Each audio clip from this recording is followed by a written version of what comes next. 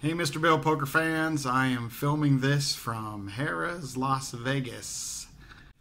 Most of this vlog is going to be about the Wednesday Night Poker League coming to the World Series of Poker this week, and we're going to do great. But before I do that, I wanted to share a few hands that I played this week that were interesting.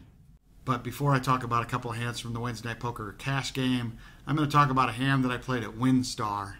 And I'm going to find out. I'm not going to tell you guys everything that happened. I want to find out what would you do. So I'm in middle position 1 with 10 of hearts, jack of diamonds. Under the gun makes it 20. That plus 1 calls the 20. I call the 20. Middle position 2, who is just a really awful player, only has $80 left and he shoves. Now what was interesting is the hijack called, the cutoff called, the small blind called, the big blind folded, under the gun called, plus 1 called, and now it comes back to me. So there is $505 in the pot. It's $60 to call, or I have $580 back if I decide to shove. So the question is, what would you guys do here? Would you fold? Would you call the $60? Or would you shove all in? I will let you know what I did at the end of this video, and we'll go over some numbers. So Wednesday Night Poker League did not start off so promising. With about 14 left in the tournament, I got aces cracked, so I was out of the tournament. Thanks, Josh. First hand of cash, then I went over, had pocket jacks, lost an entire stack, which is not that much in our 1-2 game, $200 on pocket jacks on a 7-high flop. Thank you, Ryan. Then Chase beat me on the river when he had pocket 8s, and there was 2 10s on the board. I had a 10 and an 8 comes on the river, so it didn't start out too well, but it ended up fine. So I'm on the button with pocket 10s. I have $200 in my stack. The under the gun player, Wendy, who had been a little tipsy, drinking a little bit too much wine, made it $10. Stone was in the hijack. He called. I raised to 25. And both players called. So there's 78 in the pot for a flop of queen of diamonds, 10 of spades, 5 of spades. It checks to me. I make it 25. Wendy then raises to 60. Stone makes the call. I shove all in for 160. And Wendy makes the call for a little bit less, like 125. And Stone thinks about it, tanks, and makes the call. Wendy had ace queen, so I was way ahead of her. Stone had 6-8 of spades. So the way I was running, I thought, there's no way I'm going to win this. The turn was the ace of clubs, giving Wendy 2 pair. And the river was the 7 of diamonds, so I won the entire pot. Woohoo! Last Wednesday Night Poker League, hand I'll go over. I have pocket aces in the big blind. I have $500, so I'd work my way back up. The under the gun makes it 10. Ryan, who you will find out is the dominator, makes it 30 in the cutoff. He has about $600. I raised to 100. The under the gun folded, and Ryan made the call. So 211 in the pot. The flop comes jack of diamonds, 5 of hearts, 3 of clubs. I lead out for 75. Ryan makes it 150. I shoved all in. I don't really like this play in retrospect. I should have just called and let him see more cards. Anyhow, he folded, and I won a relatively good pot. So it ended up being Wednesday Night Poker League. Ended up being okay. I went over $200 after being down, I don't know, $350. So I'm in the small blind with 3 of hearts, 5 of hearts, which happens to be my favorite junk hand in cash. I have $500. There's an aggressive player who has $450. He's under the gun plus 1. He makes it 20.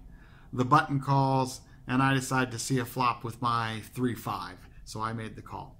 So it's 65 in the pot. The flop comes jack of clubs, jack of spades, 3 of diamonds. The aggressive player leads out for 25. Button folds, and I make the call. So on the turn, there's 115. It comes the queen of clubs. I check. He checks behind. The river is the 7 of diamonds. I check, and now he starts making a speech about, kind of under his breath, how much will you call? Things like that. But he obviously wanted me to hear. It was a horrible speech. So he bets 130. I thought, you know what? He has nothing here. The speech was horrible. He didn't bet the turn. So I made the call, and he showed 10 of spades, 8 of spades. So the Wednesday Night Poker League gang, we're going to the World Series of Poker, woohoo. And these 4 guys here all won seats in our Race to the World Series of Poker, a contest that Vinny puts together every single year. All right, so Vinny, explain how our World Series of Poker, Race to the World Series of Poker works as far as the money is concerned. Well, everybody's paying an entry fee to get into it. And this year we had 14 people in it, so 4 people are going to represent the group, and 40% of anything they get at the payout booth at the World Series from their event comes back to the group. Fantastic. So, what's really cool about that is then we all have a vested interest in each other, right? You guys, you have 40% of each other also, as well as the other ones. I don't know about you guys, but I always feel so much more compelled to do better if somebody else's money is on the line. I don't know, has any of you guys ever had anybody stake you? Never. No. Okay. I have. The worst feeling in the world is losing somebody else's money. The best feeling in the world was when you guys staked me and I gave you guys all big money. I don't know if it's all of you, but for example, Dane gave me $200. He got 12 or 1,300 back. That's the best feeling in the world. So to bring money back to the league is going to be fantastic. And believe me, these are the guys that can do it.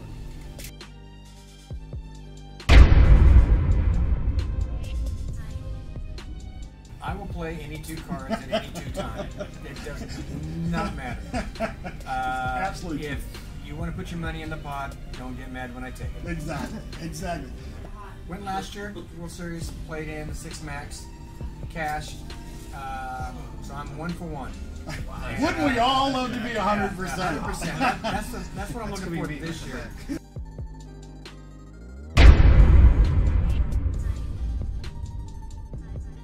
I don't know. I mean, I probably have your expectations. I want to come in here and win every week.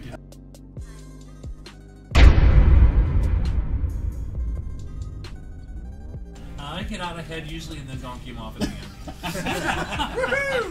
end. So I've been lucky enough to play in the World Series in Las Vegas for the last 5 years, a total of 8 events.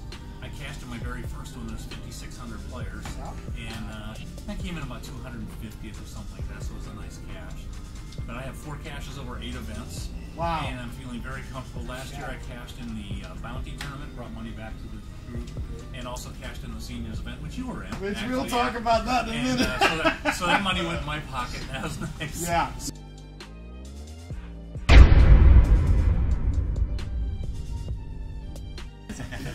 I've done pretty well. I mean, You dominated the league this year. The World Series of Poker. yeah, this league. And last year for the league, he was the money leader. Money leader last year, WSOP leader this year, just fantastic. So this will be my first World Series of Poker in Las Vegas. Yes. I'm very excited. Yes. I'm getting hyped. But looking forward to my first cash.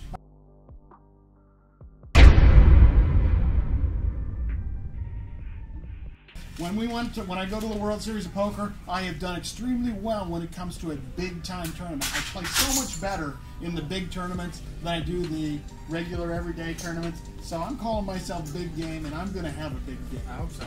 So you guys know some of my story, but Carl and I played in the seniors last year. I made a really deep run. 5,639 players. I came in 44th and won 14,000. You did really well and came like 2 something. No, I was 118. 118. Yeah, that's fantastic. That is not my biggest cash. My biggest cash was I came in 9th in a $3,000 six max. The very first event I ever played in the World Series of Poker. Geez, the lineup I played against, I had no idea. Helmuth went out 8th. David Katai, Veo. I mean, it was just. All right, so let's talk about how we're feeling going into the World Series Poker. Yeah, I'm really excited. I've been watching a lot of the different vloggers, kind of watching what they've been doing the first week. Including your favorite vlogger, I This assume. is my favorite vlogger. He's not there yet, but I see, are you playing in the 3,006 minutes? Maybe. We'll talk about that in a minute. So yeah, I'm just excited, really excited to get there and just experience that the first one. I'm gonna spend a whole week there. Yeah, I'm excited. I'm feeling very confident. Over the last 5 years, I've learned some things to do that I think helps. This year, getting there a day early, get a good night's rest, Go buy your seat early, walk through the room, and get over the shock and awe of how massive it is. Especially for a new player. Oh, absolutely. And Brad Whitley actually gave me that advice before my first one, and it really helps. Shout out to Brad. He always talks about my blog. Absolutely. And just get in there, sit down there, try to measure up my players, and you know, try to win a hand every lap if I can, and build up my chips. Yeah. One of the main things that best advice I got last year was just a random guy that was sitting at our table. He goes, "This is your first time?" And I said, "Yeah." He goes, "Okay, at break, do not eat a big dinner. Yeah. Just eat something light, and you'll sail right through the rest of the day." All right, Vinny, how you feeling? I'm feeling good. I mean, I think I've been playing well this year. I haven't played as much as I like, but surprisingly, I mean, over the last 10 or 12 years, I have not played a casino tournament since that last World Series last year. Really? Wow. Wow. I just haven't. Work's been getting in the way, but I feel like I'm playing good. I'm patient. I know what to expect out there. He is very, very patient. Very patient. Hoping to bring back some money for everybody. Cool. And of course, I'm always I almost hate to say the word confident because I'm almost cocky because I think that I'm going to win every damn tournament I play in no matter who I play against, and you guys all know that. But you know what? I think you have to have that attitude that you're going to go in there. There's not a player that's better than you. In fact, advice for everybody, there are so many bad players at the World Series of Poker. Is that not true, Carl? That's true. There are just horrible players. Our league is so much tougher than normally the early parts of the World Series of Poker. Now, given that, there's some really, really good ones too. But you know, we stack up. We really stack up well against the guys that we play against. I think we're going to do great. I do too. I agree.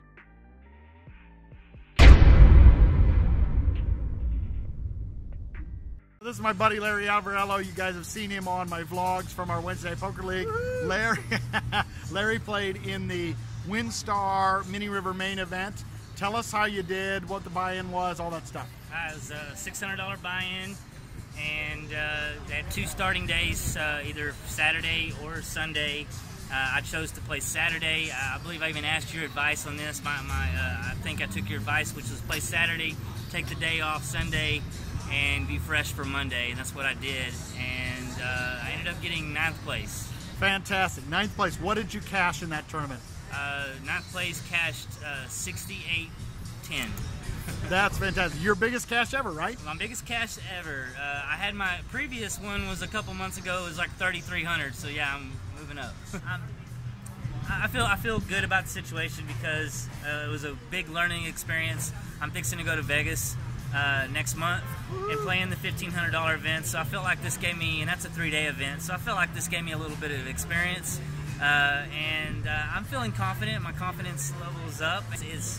I'm loving all the support that I'm getting from friends and family. It's really it keeps me going, keeps me wanting to keep doing better. Yep.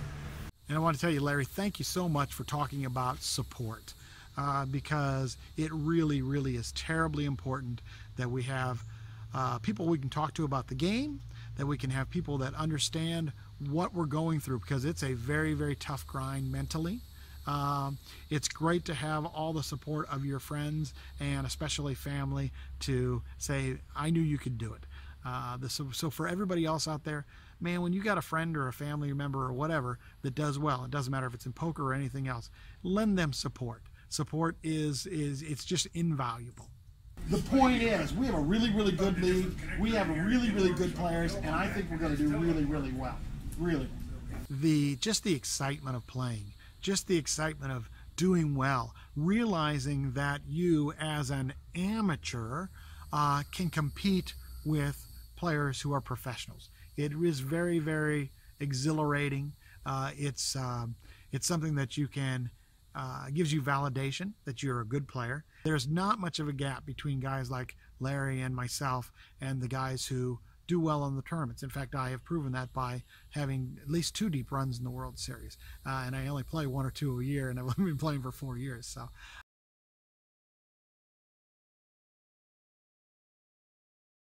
So I tanked a little bit, deciding whether I should make the call or whether I should shove all in. And it really comes down to how much fold equity do I think I have. I did my numbers on 33% fold equity, and it's really, really close. I ended up making the call. The flop came king, deuce, 4. the end of the gun +1, shoved all in for 485, checked all the way, or folded all the way back to the end of the gun, who was the original raiser. He made the call. The end of the gun +1 had 2-4 and flop 2 pair. The end of the gun had king queen for top pair, and he rivered a queen and won the hand.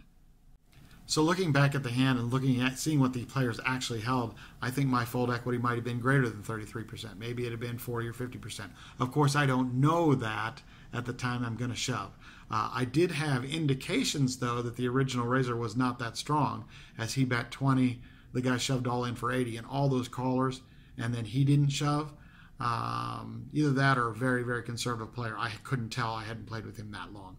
But once again, very, very interesting spot. I show you the numbers here that I calculated on whether or not I should shove all in. I did them based on what's my worst case scenario, what's the best case scenario, what's probably the average scenario, and I did it at a fold rate of 33%. So once again, I'm looking forward to getting your guys' comments on this hand. I thought it was the most interesting hand I've played in quite some time on the decision-making pre-flop. The Vegas trip has started. Let the winning meet the World Series of Poker begin. Okay, once again, I'm in Vegas. I hope to get a vlog out every couple of days, if possible. If not, I'm just going to film and you guys will see it in a week. Once again, send me some comments about that hand. I thought it was very interesting. And thanks for pressing the subscribe button and the comments and all the things that you're supposed to do. So I'll see you guys later. Let's crush it in Vegas at the World Series of Poker this week. All right, see you guys later.